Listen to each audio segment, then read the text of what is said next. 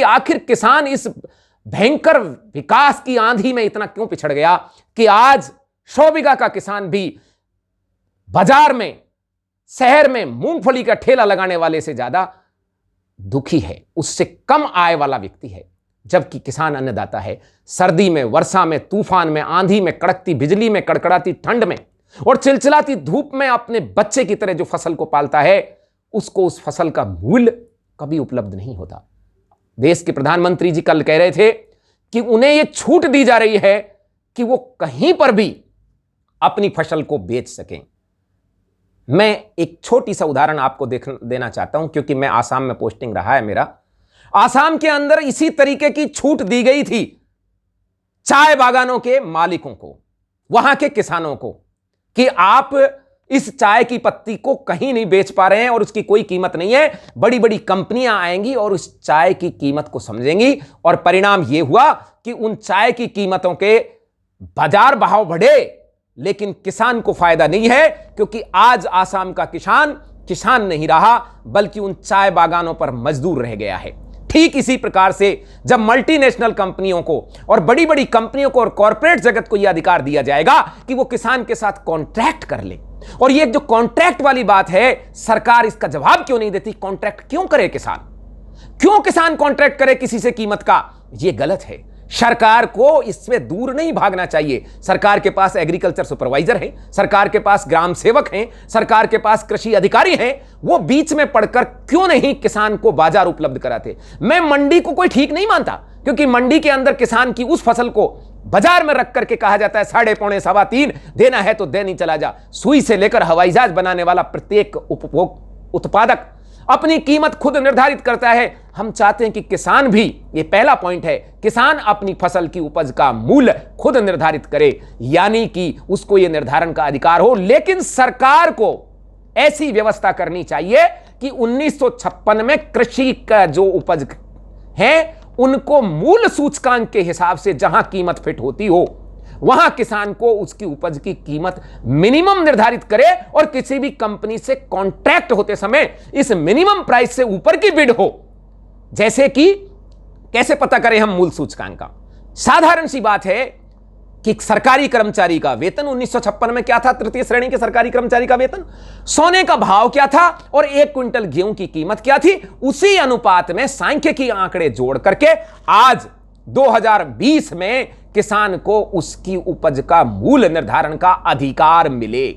और किसी कॉन्ट्रैक्ट में उससे कम कीमत पर यदि कोई कॉन्ट्रैक्ट करे, उसके विरुद्ध कॉग्निजेबल ऑफेंस, संगीन अपराध के जरिए एफआईआर होनी चाहिए।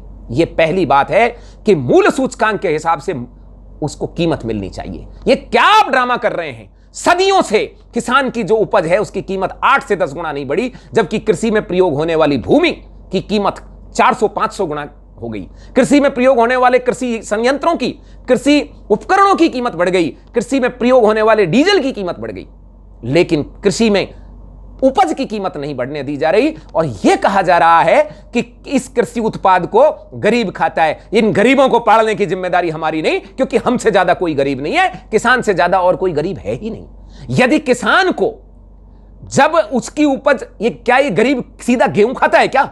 ये खाता है ब्रेड, ये खाता है बिस्किट, ये खाता है चिप्स, ये खाता है कॉर्नफ्लेक्स, ये खाता है उस मक्का से बने हुए वो सारे की सारी जो चीजें हैं जिनको कोई पॉपकॉर्न कहता है, कोई क्या कहता है। आप बताइए, मक्का, हमारी मक्का 15 रुपए किलो है, 1500 रुपए क्विंटल है, और पॉपकॉर्न की कीमत 300 से 400 रुपए किलो से ज्यादा है। फिर ये पॉपकॉर्न में सोना डाला या चांदी डाला या हीरा डाला, इसलिए हमारी उपज का मूल्य निर्धारण का अधिकार हमको मिले। दूसरा हमारा पॉइंट यह है कि आज कृषि, आज भी हम भगवान भरोसे कृषि कर रहे हैं। सरकार ने कृषि की किसी प्रकार की कोई सुविधाएं नहीं दी है। मैं बसेट का रहने वाला हूं और कृषि करता हूं, खेती करता हूं, खेती पर आधारित हूं। पैरामिलिट्री फोर्स से जब से वीआरएस लिया है, एक किसान के तौर पर जाना जाता हूं, किसान हूं।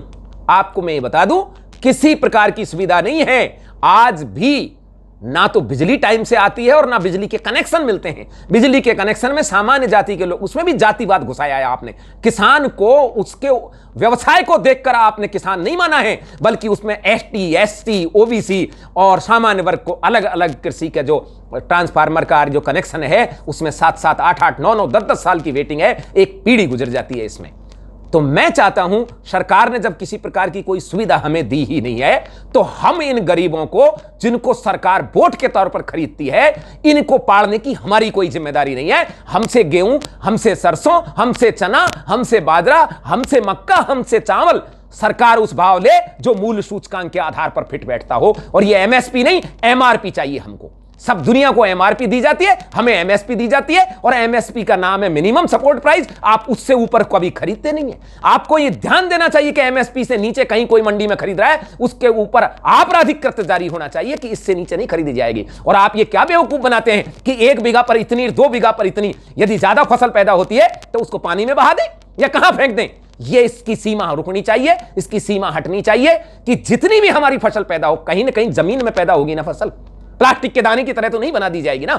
जहां भी पैदा हो, उस कृषि के उत्पाद की कीमत आपको जितना पैदा होगा उतना एमएसपी देनी चाहिए, लेकिन आप देते नहीं हैं। दूसरी बात है जो मुख्य है, वो इंश्योरेंस से संबंधित है।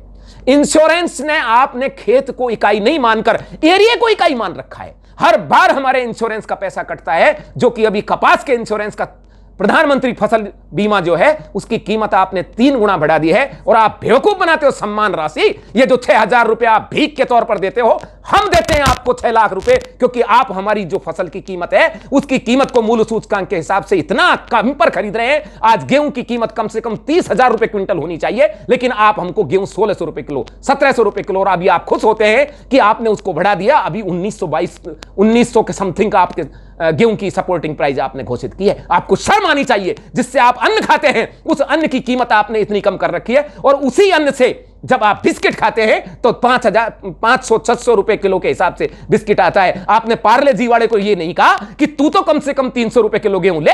आपने अंकल चिप्स वाले को यह नहीं कहा कि तू तो आलू 2 रुपए किलो मत ले, तू तो कम से कम 300 रुपए किलो आलू ले। आपने ऐसी कोई व्यवस्था नहीं की है। सरकार ने सारी की सारी चीजें, ये कोई सी भी सरकार हो, कांग्रेस ने परंपरा डाली, उन परंपराओं पर सभी आने वाली सरकार जनता का खून चूसती है, और उन खून चूसने वालों में किसान सबसे ऊपर होता है। इस बात को समझने की जरूरत है। इंश्योरेंस जिस प्रकार कार का होता है, किसी के पास 5 कार हैं, 5 कारों का इंश्योरेंस का प्रीमियम देता है। एक कार एक्सीडेंट होगी तो इंश्योर करने वाला ये नहीं कहेगा कि आपकी 4 कार चल रही हैं, 5वीं एक्सीडेंट हो गई तो कोई बात नहीं है। फिर हमारे साथ ऐसा क्यों होता है? 5 खेत में से 1 खेत बैठ जाता है, 4 खेत में फसल होती है, हमको उसका इंश्योरेंस का पैसा क्यों नहीं मिलता? पूरे एरिया को इकाई माना जाता है। पूरे अलवर डिस्ट्रिक्ट में, पूरे कठुमर पंचायत समिति में यदि ओलावृष्टि होगी तो आप हमारे इंश्योरेंस देंगे। वो भी आप केवल वायदा करते हैं, देते नहीं है। क्योंकि इस बार जो ओलावृष्टि हुई है वो पूरे उत्तर भारत में सारे की सारी फसल का नाश हो गया, लेकिन आपने 1 रुपया तक नहीं दिया। आप एचडीएफसी से बिके हुए हैं। भारत की सरकार एचडीएफसी से बिकी हुई है, राजस्थान की सरकार एचडीएफसी से बिकी हुई है। कहां है हमारे इंश्योरेंस का पैसा? बड़े बड़े वादे किए थे, मुख्यमंत्री ने ब्रेकिंग लाइन चलाई थी कि फसल का बीमे की उसको जाकर सर्वे हो रहा है। एसडीएम आया था, एसीएम आया था, कहां गए वो? कहां चले गए वो सारे के सारे हमारे इंश्योरेंस का पैसा? और कब देंगे इसको? कोई पूछने वाला नहीं है। कोरोना में सब कुछ दबा दिया, बैंकों के लिए आपने कमाई करवा दी। हमारी ईएमआई नहीं जा रही है, लेकिन ईएमआई पर ब्याज जाएगा।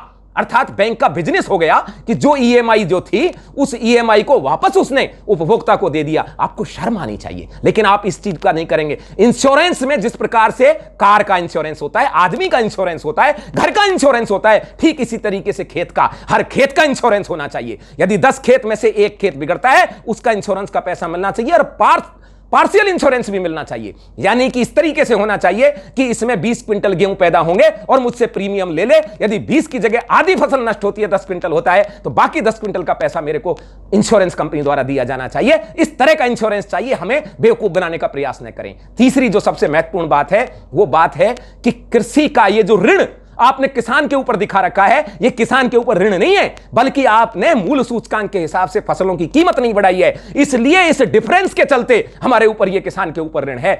एक बार वे ऑफ करना इसकी आवश्यकता है। यह आपके चुनावी वायदे थे, सभी सरकारों के वायदे थे, कांग्रेस का वायदा था, बीजेपी का वायदा था और सारी सरकारों का वायदा था, लेकिन आप जाकर इन कॉर्पोरेट जगत के अंदर नाक रगड़ते हो और फिर उनके अनुसार रणनीति बनाते हो। आप हाईवे बनाने की बात करते हैं, हाईवे के दोनों तरफ कई कई किलोमीटर का एरिया को आप एक्वायर कर लेते हो और उसको एक्वायर करके आप बड़ी बड़ी कंपनियों को 10 से 15% से ज्यादा प्रयोग नहीं होता। आपने 78 लाख स्क्वायर हेक्टर को एक्वायर किया हुआ है, लेकिन उसमें से 10% भी उसके काम नहीं आता हाईवे के, बल्कि आप उसे बेचते हैं और उन कंपनियों को सुविधा देते हैं और किसान बेचारा इनको समझ नहीं पाता। किसान को आप हिंदू मुस्लिम में उलझाना चाहते हो, किसान को आप दूसरे वेज में उलझाना चाहते हो ताकि आप इसका खून चूसते रहें। वो अमर सिंह जी मर गए, वो अमर सिंह सिखा के गए थे मुलायम सिंह को कि ये इतना बड़ा जो कॉरिडोर बनेगा इसके आसपास वाली सारी जमीन को एक्वायर कर लो और उस जमीन को एक्वायर करने के बाद में कॉर्पोरेट जगत को फायदा दो। और उस कॉर्पोरेट जगत से क्या मिलता है सरकार को और पार्टियों को? अरबों रुपए। उसी चंदे से ये चुनाव लड़ते हैं, उसी चंदे से इनके तामझाम चलते हैं, उसी चंदे से ये हवाई जहाजों में घूमते हैं, उसी चंदे से ये 10 करोड़ का सूट फेंकते हैं, उसी चंदे से 10 लाख का प्रधानमंत्री का सूट बनता है। ये सरकार, ये सारी सरकारें जिनका नाम प्रजातांत्रिक है, ये देश को बेवकूफ बनाने का काम करती हैं और हमें इतिहास के जरिए गरियाने का प्रयास करते हैं कि किस तरह के सरकार ऐसा था। 6%, छठे हिस्से से ज्यादा कभी कृषि पर कर नहीं लगाया गया। आज आप 80 से 90% कर लगाते हैं। आपने उसकी कीमत ही डाउन कर दी है। आपने बाजरे की कीमत, गेहूं की कीमत, सरसों की कीमत एक एक पीढ़ी तक आप 100, 25, 30 रुपए बढ़ाते हैं। आप गरीब को पालने की बात करते हैं, गरीब को आप पालिए, वोट आपको चाहिए, किसान के माथे पे मत मड़िए, क्योंकि किसान से बड़ा कोई गरीब नहीं है। किसान को आप डीजल 2 रुपए लीटर नहीं देते, किसान को आप ट्रैक्टर 2000 का नहीं देते, किसान को आप बिजली सस्ती नहीं देते। कुछ भी चीज जब सस्ती नहीं देते तो किसान की उत्पादन की हुई चीज को आप गरीबी के नाम पर सस्ती नहीं कर सकते। इस पर आपको विचार करना पड़ेगा। मूल सूचकांक, इंश्योरेंस, और तीसरे नंबर की चीज है कि हमारे लिए जो ऋण है वो एक बार वे ऑफ होना चाहिए। और चौथी जो सबसे महत्वपूर्ण चीज है, यदि आप वाकई किसानों का भला करना चाहते हैं तो प्रोडक्शन यूनिट कलकत्ता और मुंबई में क्यों लगे, जब उसको रॉ मटेरियल यहां बसेट में मिल सकता है, उसको रॉ मटेरियल गांव और खेड़े और कस्बे में मिल सकता है, तो वो मुंबई और कलकत्ता में फिल्म इंडस्ट्री के साथ वहां जाकर क्यों जाए? उसको बोलिए यहां यूनिट लगाए और यहां यूनिट पे लाए। उसका कोई कॉन्ट्रैक्ट नहीं है, किसी प्रकार की कीमत का कॉन्ट्रैक्ट नहीं है। वो किस भाव सामान बेच रहा है, वो अंकल चिप्स किस भाव बेच रहा है, उसके हिसाब से हम हमारी कीमत तय करेंगे। आप क्या बात करते हो? हमको बांध देना चाहते हो और फिर कहते हो जूडीशरी में जाने की जरूरत नहीं है,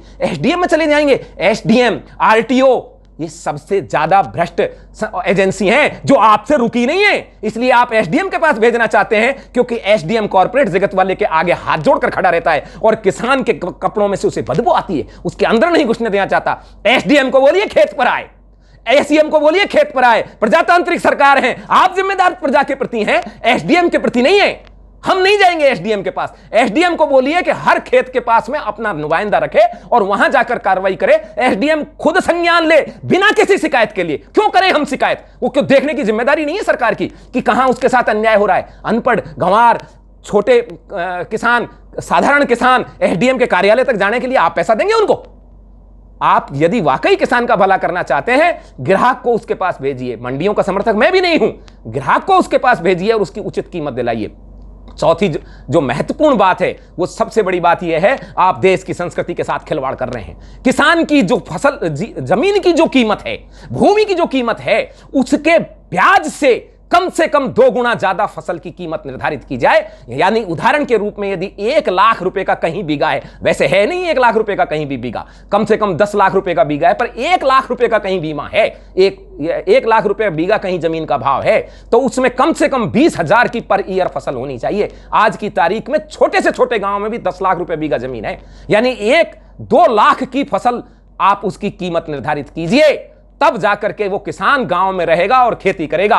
नहीं तो होगा ये, रात को पड़ा पड़ा सोचेगा वो कि मूंगफली का ठेला जो रामजी लाल जी लगाते हैं वो मुझसे ज्यादा कमाते हैं, उनके बच्चे अच्छी स्कूल में पढ़ते हैं, मैं भी इस जमीन को बेचूं और शहर में जाकर मूंगफली का ठेला लगाऊं। और इस तरीके से गांवों को आप सूना कर रहे हो। आपने ये मजदूर जो चारों तरफ ये गए थे